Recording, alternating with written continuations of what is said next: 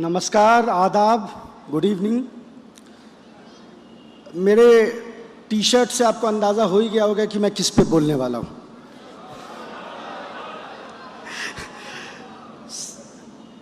जब मैं सुबह निकल रहा था, मैं अपने एक दोस्त के घर रुका हुआ था यहाँ पे, तो उसने कहा कि यार कुछ ढंग का पहन लो, कुछ सूट वूट पहन के जाओ। टी शर्ट पहन के चले गए।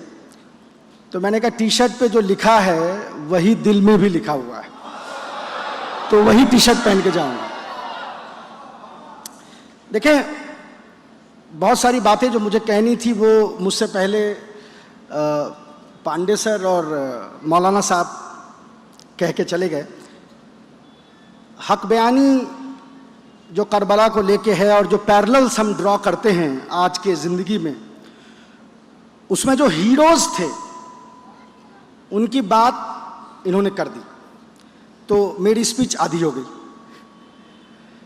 लेकिन सीख सिर्फ हीरो की जिंदगी से नहीं है, सीख करबला के विलेंस जो हैं उनकी जिंदगी से भी है, और पैरेलल्स उनकी जिंदगी से भी ड्रॉ किए जाएंगे। इजराइल के एक मशहूर वजीर आजम होते थे मोशे दयान, आप में से बहुत लोग जानते होंगे। मोशे दयान ने एक बहुत बड़ी बात कही फिलिस्तीन के मूवमेंट को लेके। उन्होंने ये कहा कि जैसे जैसे वक्त गुजरेगा, बूढ़े यानी बुजुर्ग जो हैं वो मरते जाएंगे और जो यंग हैं, जो जवान हैं, वो भूल जाएंगे। बूढ़े मरते जाएंगे यानी जिनको पता है कि फिलिस्तीन में क्या हुआ था, कैसे इजराइल को एस्टैब्लिश किया गया था, वो धीरे धीरे मरते जाएंगे और यंग भूल जाएंगे। और आप याद करें 6 अक्टूबर 2023 का वो मंजर, मैं 7 अक्टूबर नहीं कह रहा हूं, मैं 6 अक्टूबर कह रहा हूं। और क्यों कह रहा हूं 6 अक्टूबर? क्योंकि 6 अक्टूबर की रात तक ऐसा लग रहा था कि शायद मोशे दयान ने जो कहा था वो सच हो गया है। बूढ़े लोग मरते जा रहे हैं, जवान को इसकी फिक्र नहीं है कि एक तहरीक मिडिल ईस्ट में चल रही है, फिलिस्तीन में चल रही है, वहां क्या हो रहा है उसको पता नहीं था। लेकिन फिर 7 अक्टूबर आई, और वो कुरान की आयत है ना जिसमें कहते हैं कि they planned and Allah planned and Allah is the best of planners. तो प्लानिंग तो ये थी कि दुनिया भूल जाए, प्लानिंग ये थी कि ये चीज मिट्टी में दबा दी जाए, लोग इसको भूल जाएं, इन्हीं ये जो फिलिस्तीनियों की कब्र है इसके ऊपर चढ़ के हम आपस में हाथ मिला लें, यही प्लानिंग थी।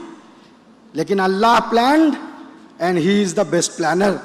तो हुआ 7 अक्टूबर, और ये हुआ कि जिस मोशे दयान को ये लगता था कि बूढ़े मरेंगे और यंग भूल जाएंगे, आज दुनिया में बूढ़ा, जवान, बच्चा, खवातीन कोई ऐसा नहीं है जिसको ये पता नहीं है। कोई दुनिया का मुल्क ऐसा नहीं है, कोई ऐसी कौम नहीं है, कोई ऐसा नस्ल नहीं है जो आज फिलिस्तीन को लेके खड़ा नहीं हुआ। मोशे दयान का प्लान फेल हो गया। बट एक और आदमी की कहानी आती है जिसने यही सोचा था कि घर वाले मर जाएंगे और दुनिया भूल जाएगी। कौन था वो? Ubaidullah Ibn Ziyad. उसको भी लगता था कि घर वाले मर जाएंगे और दुनिया भूल जाएगी। सीरिया में जब ये सारा मामला शुरू हुआ 2011 में, उससे पहले जब हम जाते थे रिपोर्टिंग करने के लिए, तो मुझे वो दिन भी याद है कि कब्र माविया की थी, उसके अंदर यजीद की भी है, थोड़ा अंदर जाते हैं आप तो आजकल ताला लगा हुआ है, पिछले 10 सालों से आप उसमें जा नहीं सकते। तो मेरी बहुत अर्ली मेमोरी उस जगह की ये है कि मैं वहाँ गया हूँ और एक आदमी कुर्सी पे बैठ के कॉफ़ी पी रहा है, जो उसका एक तरीके से जो मेंटेन करता होगा, और पैर उसने कहां रखी हुई है? यजीद के कब्र पर पैर उस पर रखी हुई है। उसने ऐसे कुर्सी पे लेटा हुआ अखबार पढ़ रहा है और चाय पी रहा है।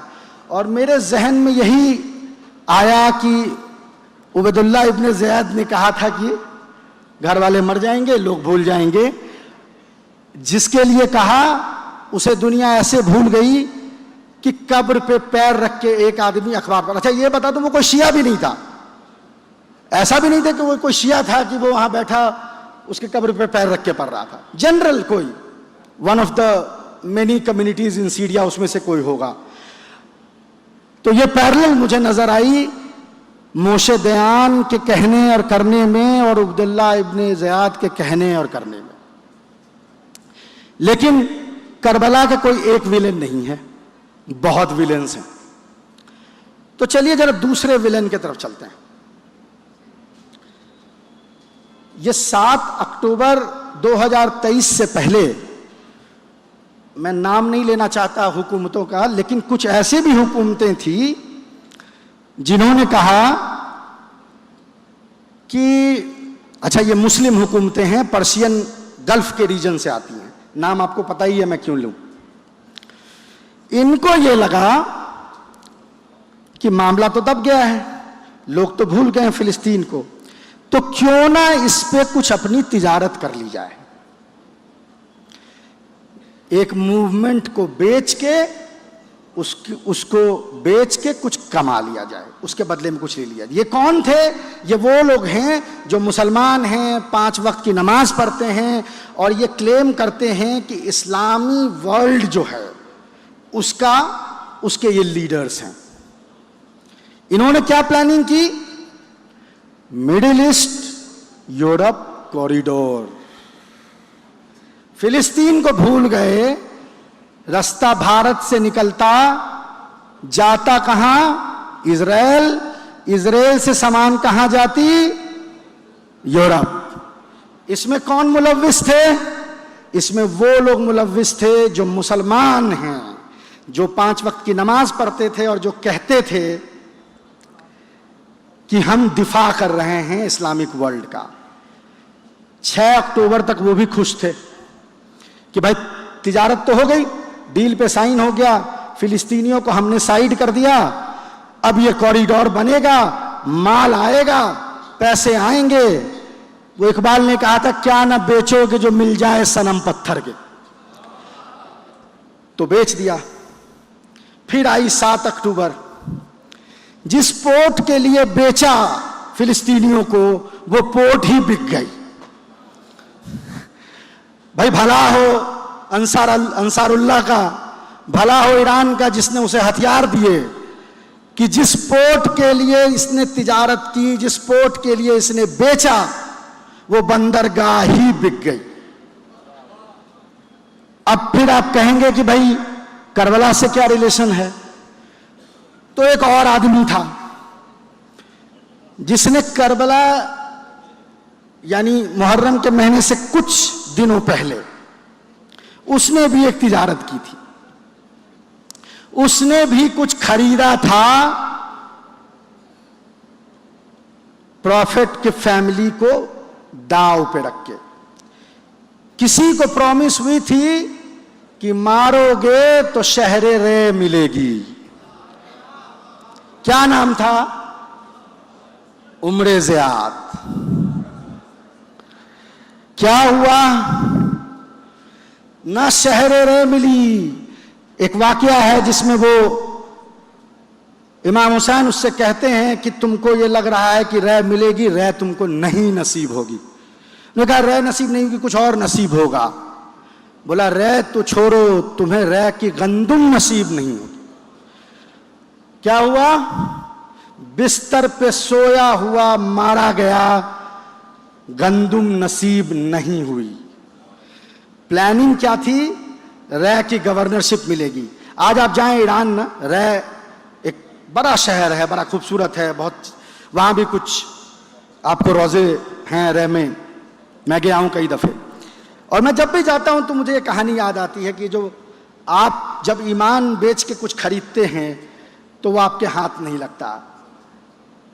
तो हमें करबला से हमने हीरोज़ जो थे उनसे तो सीख ली, लेकिन मैं बार बार यही कहता हूँ कि हमें वहाँ के विलेन से भी सीख लेनी चाहिए कि उनकी ज़िंदगी कैसे गुजरी, वो क्या चाहते थे, वो क्या सोचते थे और क्या हुआ।